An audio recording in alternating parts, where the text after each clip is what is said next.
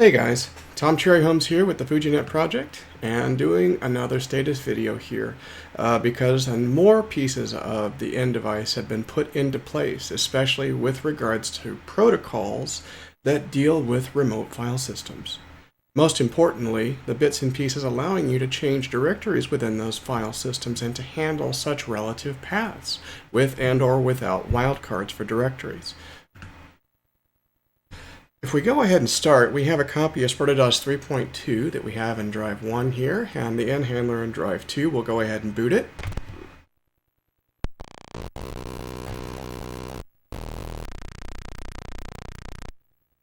And once we come up, we'll load the N device handler into place. It's now here. We can now start interacting with it directly. And in SpartaDOS 3.2, we can literally use the device directly. It will set the default path for us. First thing we'll notice is that change directory is actually implemented so that we can do things like this.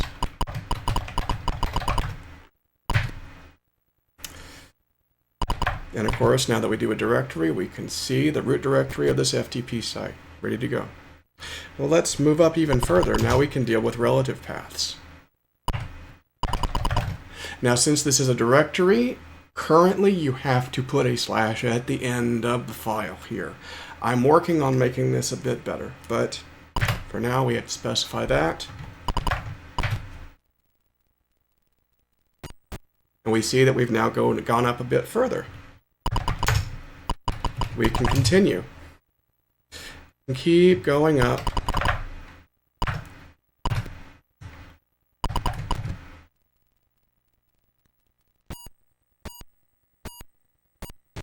And so on. Let's go ahead and go to my favorite place. Sorry. That right there, it's trying to binary load a file called CD. So let's go ahead and go a bit further. We have a look.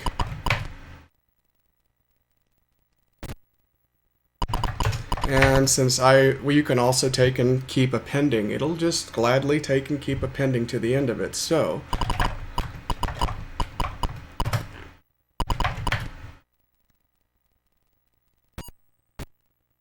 we wind up all the way here and we go a bit further. Games, and we'll wind up here. At this point, we actually start getting into some files. Files, and more files. As you can see, the path, the full paths that were there before are gone. It's now actually doing change directories as part of the FTP transaction, so it actually sets the directory cursor appropriately. We'll go ahead and hit break here.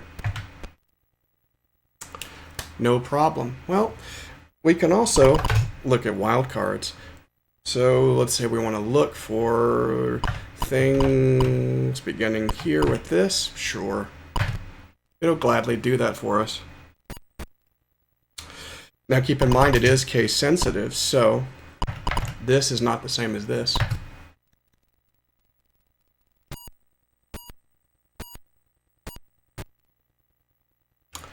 So now, I mean, we could just as easily, now that we have something here, we could take and copy something. It really doesn't matter.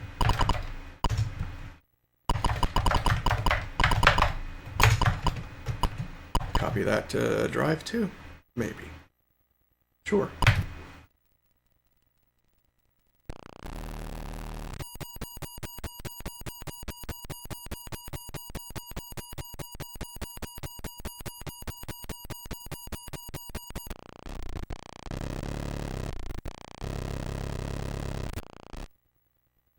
There we go.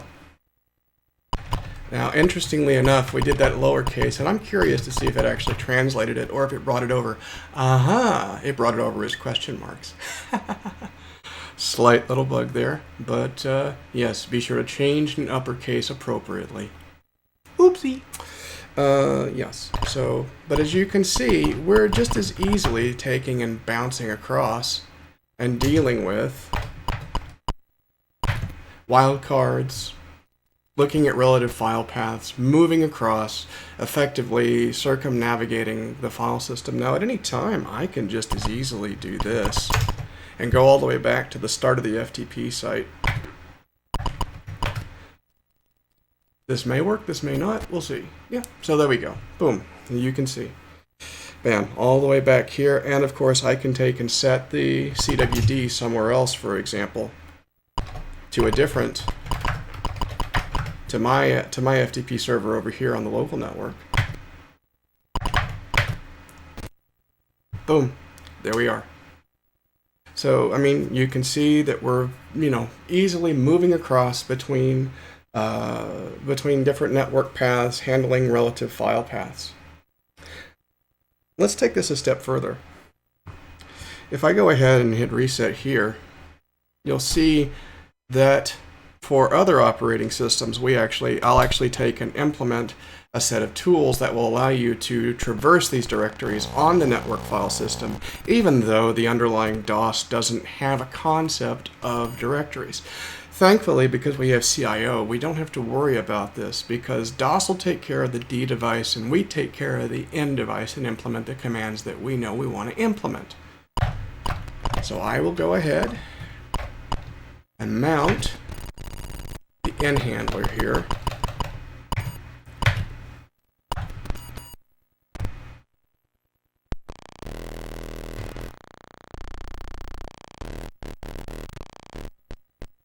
Boom, there we go. So now we're in DOS XL, ready to go. And if I go ahead and run ncd with the appropriate commands, again, we'll see that when we do a directory of N at this point, we get the familiar path. And again, if we take and give relative paths here,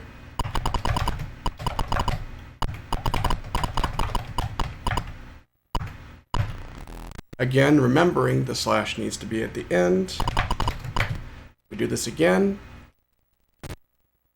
We see pub.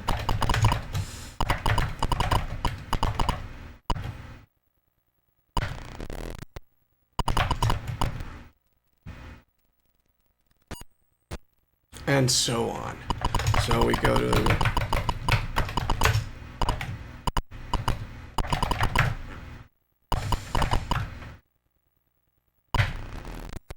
and of course, since we have N, we have this as N1, N2, N3, N4. And 4 of these. So N again.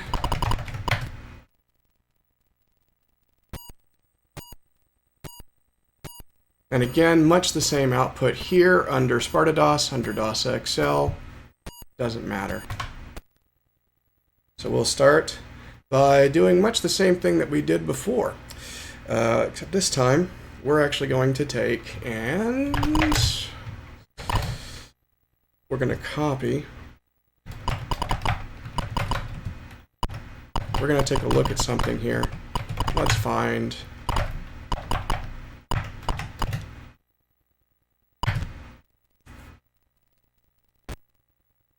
I know I have it.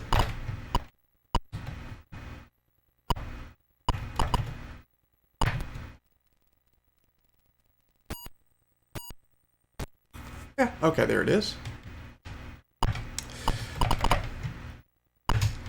But because of how the copy command works under DOS XL, we actually have to abuse the ncd command ever so slightly. And this is an example of using a workaround to actually make this work as we expect it to if we want to take and copy something. So at this point, I can take in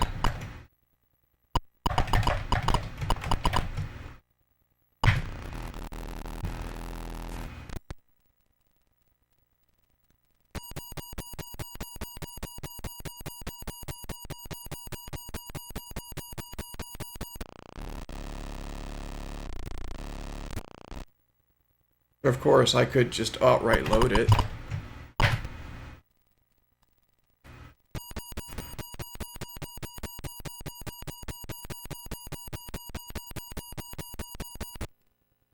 Boom, there we go. Or, finally, for the last bit of this demonstration here, I will load a special version that I have assembled for DOS 2. The only difference being is that the DOS 2 version is assembled for high memory versus memlow. Just so that this can work. So we go ahead, pick up the DOS 2 disk image here.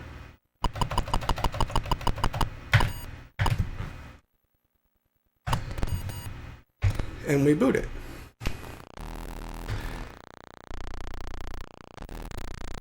We see FujiNet coming ready. Boot into DUP. And at this point, if we look on drive A, we can see our two NCD and NPWD utilities that we can use. And since they are DOS 2 aware, if I run them without any parameters, it will ask me for them.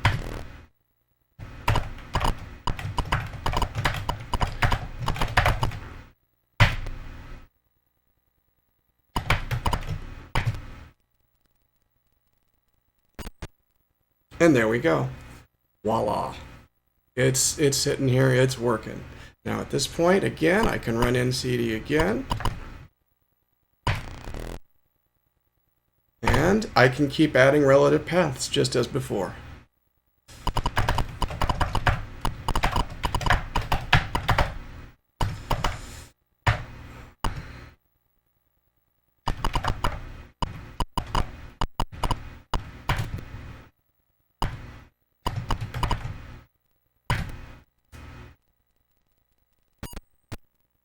And we're all the way up here now. So let's go ahead and go into games.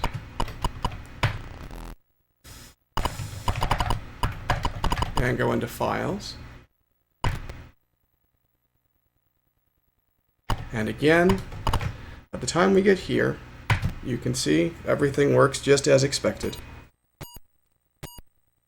We have a list.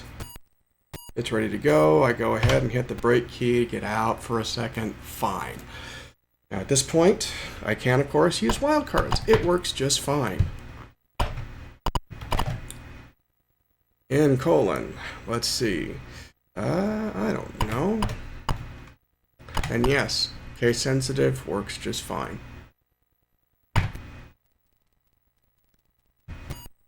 All the B's. Sure. And there we go. Yeah. Finally, I can just as easily take and copy. We have some empty space on here. Why not copy a file over? Sure. What was that one called?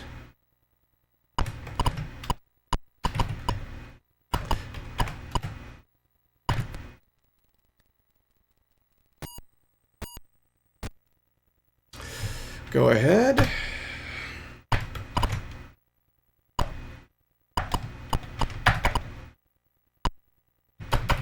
And remember, case sensitive. And even if you had file names that were bigger than 8 by 3, remember, you can still use the NCD command to assign in to the full path with the file on the end and get around this problem.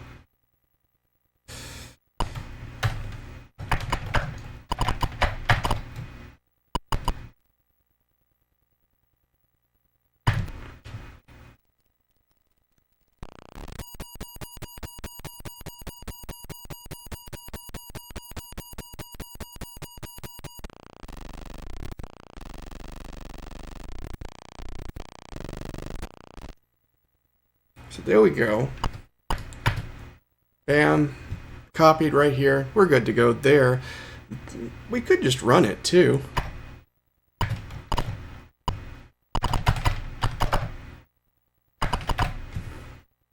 Sure, why not?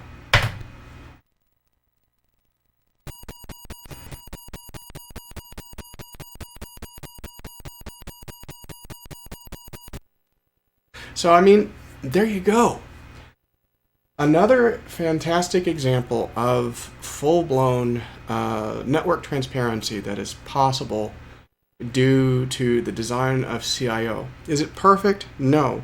But I am trying to work through every single little niggle that I'm finding and try to provide something as clean and as smooth a user experience as can be given on the Atari. So with that, I'll leave you guys until next time. Have fun.